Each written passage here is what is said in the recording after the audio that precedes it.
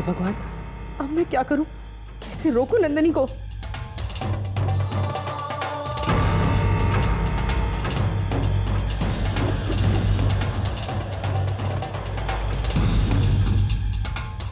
नंदिनी! जी दीदी। जरा जल्दी आओ। नंदिनी जल्दी आओ। नंदिनी देखो ना, वो क्या है ना कि मुझे अचानक से सर में दर्द हो गया। जरा बाम लगा दो, तुम्हारे हाथ छूते सर दर्द एकदम गायब हो जाता है। जी।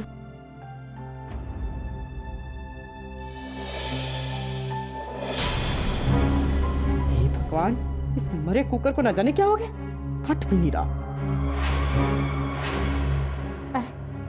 सच नंदिनी, तुम्हारे हाथ में तो जादू है, जादू।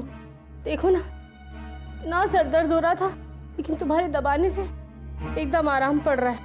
ऐसे लग रहा था जैसे सर पर किसी ने वो गरम तवा रख दिया हो।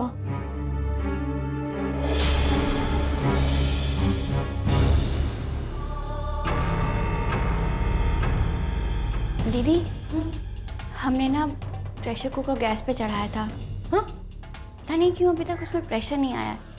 हम जरा भी देख। कोई बात नहीं नंदिनी, उसमें प्रेशर बाद में आ जाएगा। तुम जरा मुझे यहाँ दबाओ, यहाँ बहुत दर्द हो रहा है। अच्छा, हम 2 मिनट में बस गैस बंद करके आते हैं, ठीक है? आप बैठिए।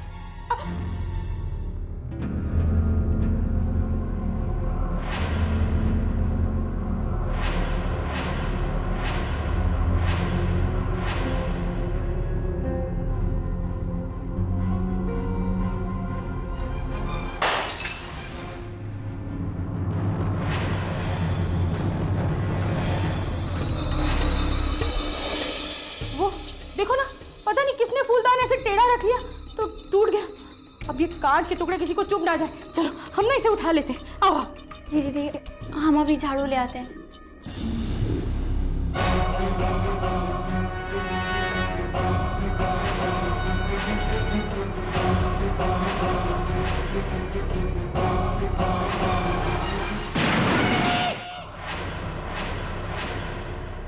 तो परसों 10 बजे, ठीक है पंडित जी, फोन रखते हैं हम।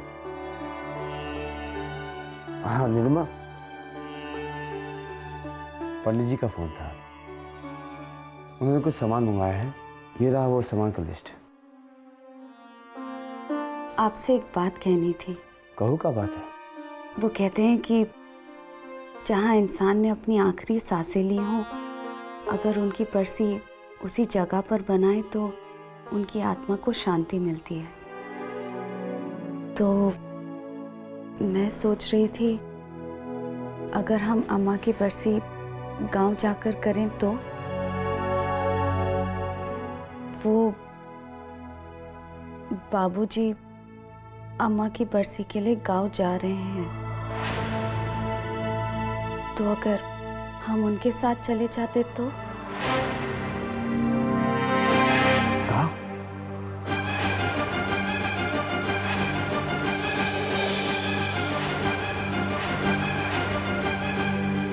तो ये बात है, तो तुम ठाकुर पदम सिंह की मन की बात हमसे मनवाना चाहती हो? जिन्होंने अम्मा को जीते जी शांति नहीं दी, तुम उनकी मन की बात हमसे मनवाना चाहती हो? नीलिमा, ठाकुर पदम सिंह की वजह से ही अम्मा का साथ हमसे छूट गया। अब तक कहां थे वो, जो आज उन्हें अम्मा की याद आ गई? नहीं नीलिमा, उन्हें अम्मा की बरसी मनाने का कोई हक नहीं। जाओ जाकर कह दो उनसे कि यहां सिर्फ हमारा फैसला माना जाएगा, अम्मा के अपराधी का नहीं। अरे, उनकी हिम्मत कैसे हुई अम्मा की बरसी के बारे में सोचने की भी? आप गुस्सा मत होइए, मैंने तो बस ऐसे ही कह दिया था। इस घर में वही होगा जो आप चाहेंगे।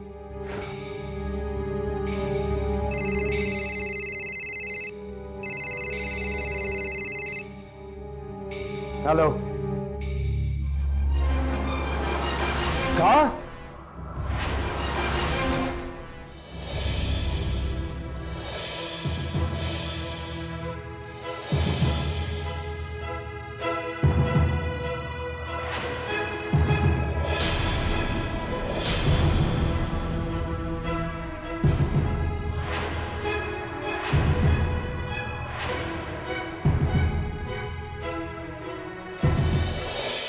नंदिनी,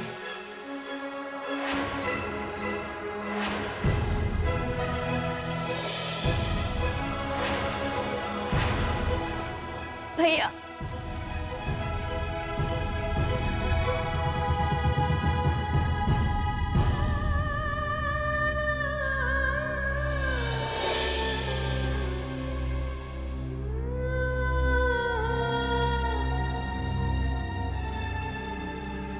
कहाँ हुआ तुझे? तू कैसे चल गई? तेरा ध्यान क्या था? हे भगवान, कितना दुख दिया तूने हमारे नंदिनी को। तुझे ज्यादा चोट तो नहीं आई ना? तू घबरा मत, सब ठीक हो जाएगा। तेरा भाई आ गया है ना? तू चल, हम तुझे डॉक्टर के पास ले चलते। तू चल हमारे साथ। नहीं भैया, डॉक्टर को बुलाने की जरूरत नहीं है। वो हाथ में बस थोड़े से छींटे पड़ गए थे, इसलिए हाथ जल गया। वो तो भगवान की कृपा है कि ज्यादा कुछ नहीं हुआ भाई राजा। अच्छा हुआ आप लोग आ गए। अब मैं नंदिनी को इस घर में नहीं रख सकती।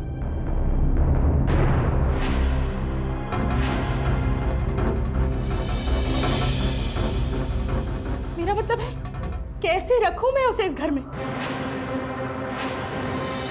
उसे कुछ हो जाता तो मैं आपको क्या जवाब देती?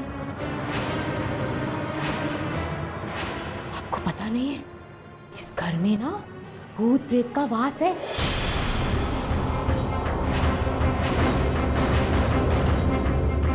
क्या कह रही हैं आप कादम्बरी जी? हमारे समझ में तो कुछ नहीं आ रहा है। भाई साहब, ऐसी घबराने की कोई बात नहीं है। कादम्बरी बेकार में ही घबरा रही है। वो इत्तेफाक से प्रेशर कुकर फट गया था। नहीं नहीं, ये इत्तेफाक की बात नहीं हो सकती। मैंने तो इन लोगों से पहले ही कहा था कि जरूर कुछ बड़ी घटना घटने वाली, लेकिन ये लोग मेरी सुनते ही नहीं है। इस घर में भूत प्रेत का वास है। मुझे कुछ अजीब अजीब सी आवाजें सुनाई देती।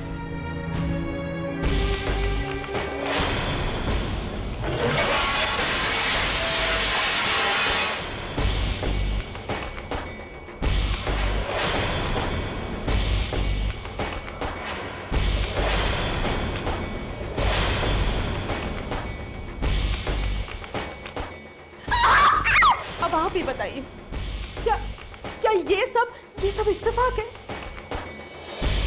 बस भाई राजा, इससे पहले कि और कोई बड़ी घटना घट जाए, आप नंदिनी को ले जाइए। कादम्बरी जी, बात सिर्फ नंदिनी की नहीं है, आपके साथ भी कुछ हो सकता है ना। हम तो कहते हैं कि आप सब नंदिनी के साथ हमारे यहाँ आ जाइए।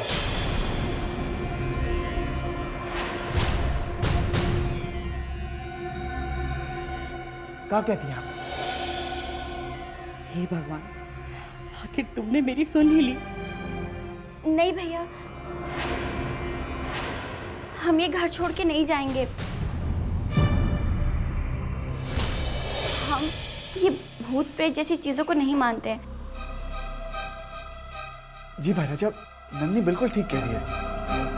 और सुजीत, कादम्बरी जी ने जो कहा है, अगर वो सही निकला तो नहीं, हम आप सबको यहाँ रहने नहीं देंगे। आप सबको हमारे साथ चलना पड़ेगा। आप सब चलिए मेरे साथ।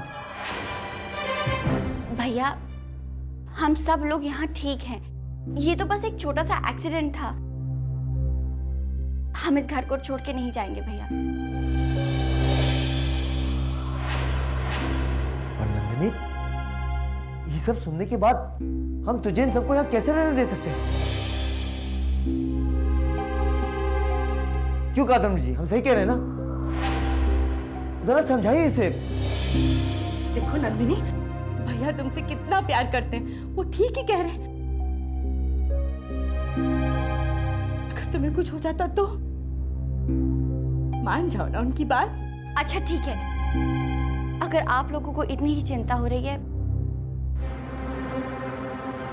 तो हम घर में एक पूजा रखवा लेते हैं। जी भाई साहब, नन्नी बिल्कुल ठीक कह रही है। हम सब घर में ग्रह शांति का हवन करा लेते हैं। अगर कोई ऐसा भूत है भी तो भाग जाएगा और तसल्ली भी हो जाएगी। क्यों प्रिंस?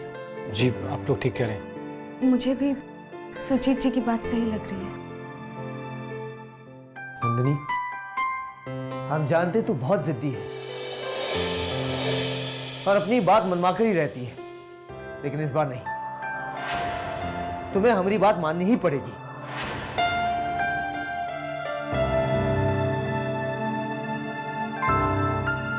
अगर नंदिनी नहीं जाना चाहती है तो हम घर में हवन करवा देते हैं, सबको तसल्ली तो मिल जाएगी।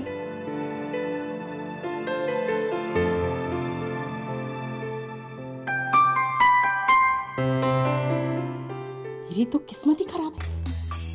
कितना अच्छा मौका मिला था इस कबूतर खाने से निकलकर महल में चले गए।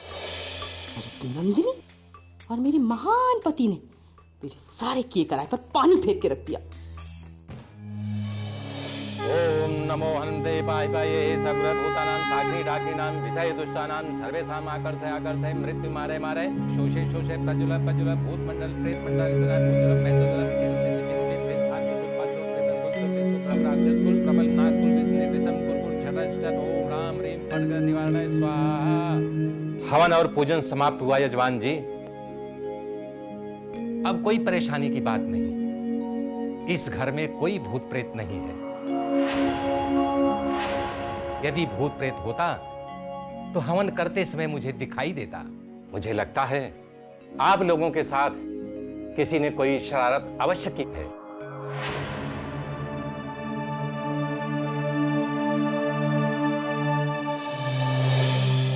हे भगवान, कहीं ये पंडित मेरी पोल ना खोल दे।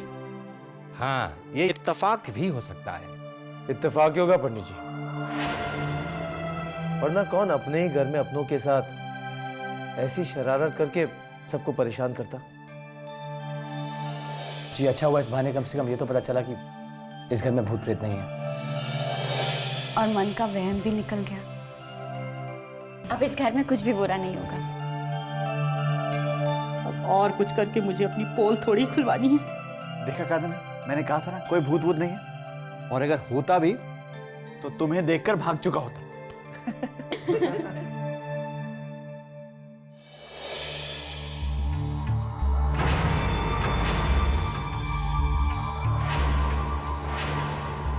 सामान तैयार है बड़े मालिक, अगर आप कहो तो चले। तुझे बड़ी जल्दी हो रही है, ट्रेन हमका पकड़नी है क्या तुझको?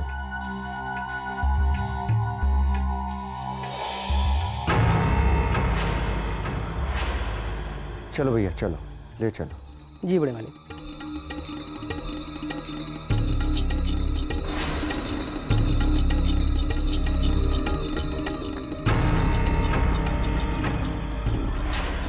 बाबूजी, आप जा रहे हैं? हाँ बहू, हम गांव जा रहे हैं। हम इस बार अपनी शांति की बरसी पूरे रीति रिवाज के साथ मनाना चाहते हैं। क्या करें, बेटा परंपरा भूल गया हो तो पाप को तो निभानी पड़ेगी। इतने सालों बाद अपनी पत्नी की बरसी याद आ गई आपको? ईश्वर जानता है हम अपनी शांति को कभी नहीं भूले। हमारी मजबूरी थी कि हम जेल में थे, लेकिन जेल में भी हमने उसकी बरसी बहुत प्यार से मनाई है। झूठ बोल रहे हैं आप। दुनिया की आंखों में धूल झोंक सकते हैं आप, हमारी आंखों में नहीं। जिसने जीते जी अपनी पत्नी की परवाह नहीं की, जिसकी पत्नी घुट घुट कर मर गई, उसके मुंह से बातें शोभा नहीं देती। अगर तुम्हारे अंदर इतना माता प्रेम था तो तुमने आज तक शांति की बरसी गांव में जाकर पूरे रीति रिवाज के साथ काहे नहीं मनाई?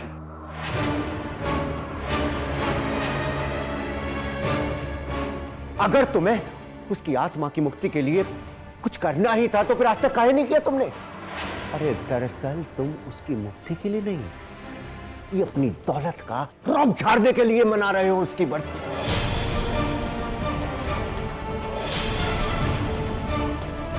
अरे ये तुम्हारा माता प्रेम केवल दिखावा है। बस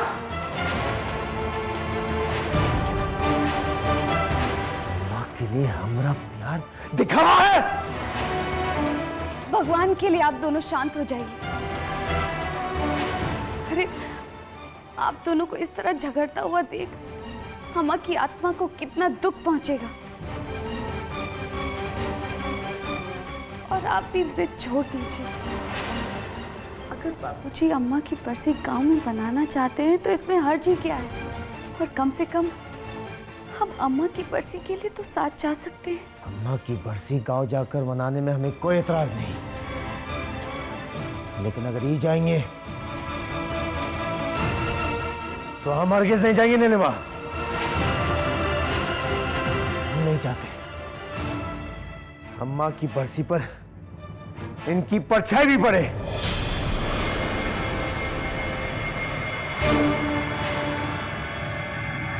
ठीक है बहू, अगर ये चाहता है कि हम अपनी पत्नी की बरसी में शामिल ना हो तो नहीं होंगे।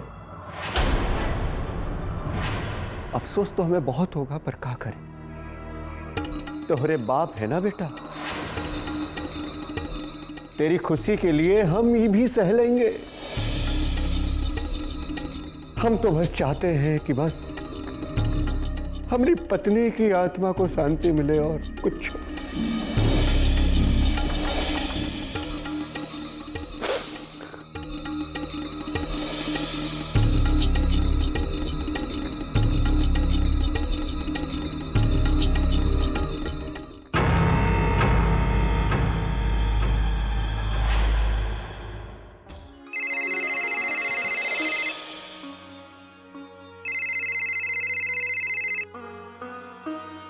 हेलो। हाँ नंदिनी, हम बोल रहे हैं। जी राजा भैया। अच्छा, हम और नीलिमा अम्मा की बरसी के लिए गांव जा रहे हैं। 4 दिन के बाद लौट कर आएंगे। मैं तो बहुत कर रहा था कि तुम्हें और अंबर को साथ ले चले, लेकिन तुम्हारी तबीयत ठीक नहीं और काम के कारण हमें अंबर को यहाँ छोड़ना पड़ रहा है। नहीं भैया, हम भी चलेंगे। आज तक कभी भी ऐसा हुआ है कि अम्मा की बरसी हो और हम साथ में ना हो? अरे नहीं नहीं पगली, तू यहीं रहे। तू यहाँ रहकर अम्मा के लिए प्रार्थना कर कि वो जहाँ कहीं भी हो वो खुश रहे। अच्छा तो हम चलते हैं। हाँ, तो अपना ख्याल रखना। गाँव से हम फोन करेंगे।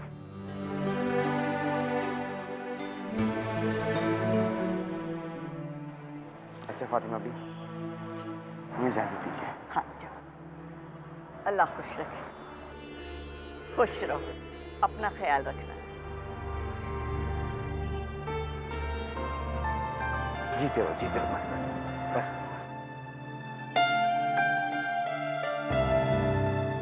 भाई राजा, आप यहाँ की चिंता बिल्कुल मत कीजिए।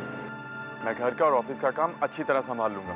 हमें पूरा विश्वास है कि तुम सब कुछ संभालोगे अंबर, लेकिन काम के साथ साथ हमारी गुंजन का भी ख्याल रखना।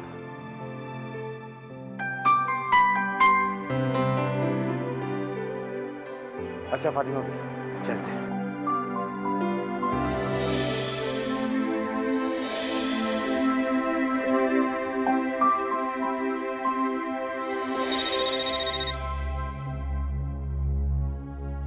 हेलो हेलो माधव, तुम्हारे रास्ते का आखिरी कांटा भी हमने दूर कर दिया है। राजा को 4 दिनों के लिए गांव भेज दिया है। अब तुम जल्दी से काम करो, जितना हो सके खिलौनों में ड्रग्स भर के अपने काम पे लग जाओ। हैं? केवल 4 दिन है हमारे पास माधव। 4 दिन में हमका कम से कम 40 करोड़ रुपया कमाना है। जी समझ गए।